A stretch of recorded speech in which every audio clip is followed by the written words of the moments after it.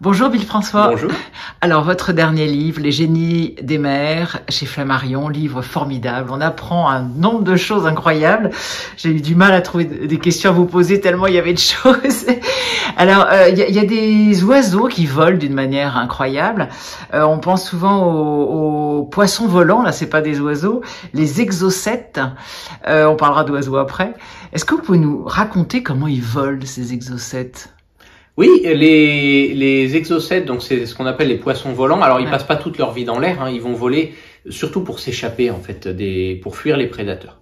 Et ils vont voler grâce à deux phénomènes intéressants. Déjà, le fait que leur queue est plus longue en bas qu'en haut. Vous remarquerez, c'est un des seuls poissons à être comme ça. Il y a certains poissons qui ont une queue, on appelle ça hétérocerque, qui est plus longue en haut qu'en bas. Par exemple, les requins, ça leur sert à nager plus vite.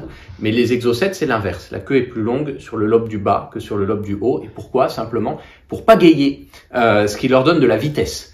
Et une fois qu'ils acquièrent de la vitesse comme ça en pagayant à la surface de l'eau, mais avec le corps hors de l'eau, mais la queue dans l'eau, ils arrivent à s'éjecter hors de l'eau. Et là, ils vont utiliser donc des ailes qu'ils vont étendre. Et l'idée, c'est de voler le moins haut possible pour utiliser ce qu'on appelle l'effet de sol. Alors l'effet de sol, c'est bien connu par les pilotes d'avion. C'est un effet qui fait que quand on est en avion près du sol, eh ben, en gros, l'aile de l'avion va pousser un petit peu de l'air contre le sol. Et le sol, comme il est dur, il résiste à cette poussée de l'air et ça fait un coussin d'air entre l'aile de l'avion et le sol qui va maintenir l'avion en l'air.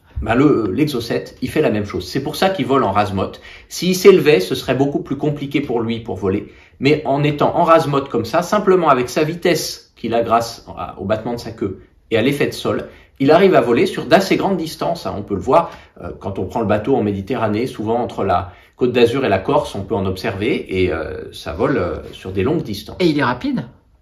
Il est très rapide, ce qui lui permet d'échapper à ses prédateurs, en tout cas aux prédateurs qui viennent par en dessous, parce que évidemment, il y a beaucoup d'oiseaux aussi qui profitent de ça. Quand les gros poissons chassent les exocètes et que les exocètes s'envolent hors de l'eau, les oiseaux viennent les cueillir. Et il y a certains oiseaux qui sont même spécialisés là-dedans, notamment un oiseau qu'on appelle la frégate.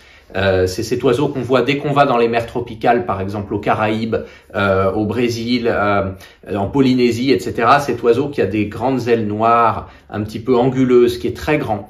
Et qu'en Guadeloupe, on surnomme le mal fini. Alors pourquoi mal fini? Eh bien parce que contrairement aux autres oiseaux marins, cette frégate, elle n'est pas imperméable. Donc elle ne peut pas plonger à la poursuite de ses proies. Du coup, elle est obligée d'attendre qu'un poisson, comme une coryphène ou un thon, pourchasse l'exocète hors de l'eau et de l'attraper au vol. Elle ne veut pas se mouiller. Alors dans les oiseaux, puisqu'on parle d'oiseaux incroyables, l'albatros évidemment, qui fait le tour du monde sans jamais se poser, 200 000 km, c'est complètement dingue. Alors lui, l'albatros, il est bien fini, oui, il est parfaitement imperméable, et heureusement parce qu'effectivement, il va passer toute sa vie en mer en fait. Un albatros, alors c'est un destin très romantique parce qu'en général, ils sont en couple pour leur vie. Je dis il, mais je pourrais dire elle parce qu'il y a des couples homoparentaux d'albatros aussi, des deux femelles qui sont ensemble. Faut bien un mâle pour féconder les œufs à un moment, mais elles élèvent le petit à deux femelles. Et donc ces albatros, qu'ils soient en couple hétéro ou homo, ils sont en couple pour la vie. Mais ils vont jamais se voir de l'année, à part au moment d'élever un petit, quelques semaines, toujours au même endroit. Le reste du temps, ces oiseaux vont parcourir le globe en solitaire pour se nourrir, sans jamais mettre le pied à terre. Et ils sont parfaitement adaptés pour passer leur temps dans les airs, près de la mer, près de l'eau. C'est pareil que les poissons volants, ils vont pas voler très haut pour utiliser tous les effets de sol et de vent à la surface de l'eau, ce qui leur permet de voler en permanence. Et c'est des oiseaux qui peuvent faire quasiment le tour du monde sans jamais se poser. Mais alors, vous expliquez qu'ils volent dans les tempêtes, dans les houles, enfin, ils ont une vie quand même très, très spéciale.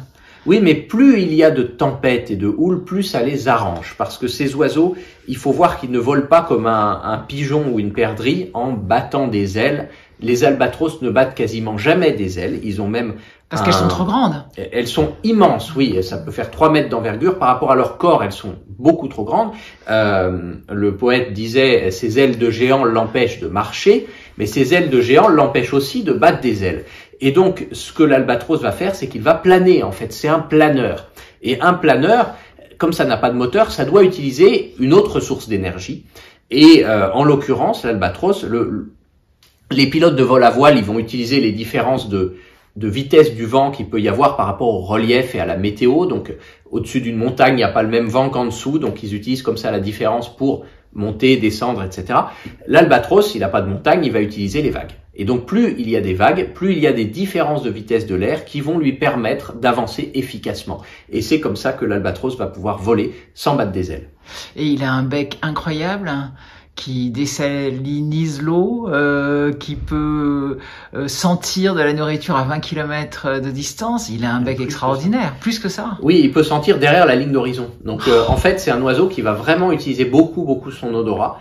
Oui, le bec, quand on le voit simplement, il paraît étrange, ce bec de l'albatros. Il y a des tubes de partout comme des tuyaux, c'est souvent très gros. C'est pas très gracieux d'ailleurs, mais c'est une formidable machine parce qu'effectivement, ça lui sert à dessaler l'eau de mer.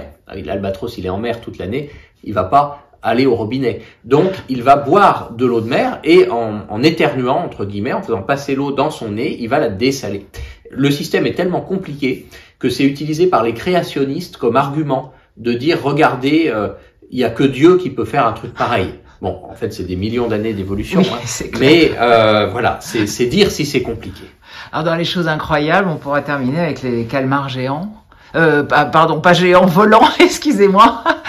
Là aussi, c'est assez rare qu'il y ait des calmars volants, non? Ben, on n'imagine pas, mais en fait, il y a beaucoup d'espèces de calmars qui arrivent à voler. Et effectivement, on les voit assez rarement parce qu'ils vivent surtout au large et plutôt dans des mers tropicales. Donc, on va voir ça, même s'il y en a en Méditerranée, hein, mais on va en voir plutôt vers la Polynésie, les îles tropicales près des tropiques. Et c'est ce qu'on appelle la convergence évolutive, c'est-à-dire que deux organismes totalement différents évoluent et finissent par trouver la même solution à un problème. Donc le calamar volant a trouvé la même solution au problème d'avoir des poissons qui le pourchassent près de la surface que le poisson volant. Et donc il a développé un vol très similaire à celui du poisson volant, en planant aussi, en utilisant l'effet de sol. Seulement, comme il n'a pas de queue, le calamar volant, pour prendre sa vitesse, il va utiliser son siphon. Donc, il va en gros se gonfler d'eau et ensuite se vider et action-réaction, il se propulse en projetant de l'eau comme ça. Comme certains jouets pour enfants qui existent avec des pompes comme ça où on met de l'eau et la fusée s'envole. Bah, c'est le même principe. Et donc, il a besoin toujours de repiquer dans l'eau au bout d'un moment pour refaire le plein et pour recommencer. Mais ça leur permet de voler sur les mêmes distances que les poissons volants. Et d'ailleurs, souvent, quand on les voit, on pense que c'est des poissons volants. Et c'est pour ça qu'on a l'impression qu'on en voit très rarement, alors qu'il y en a beaucoup. Merveilleux, merci. Merci.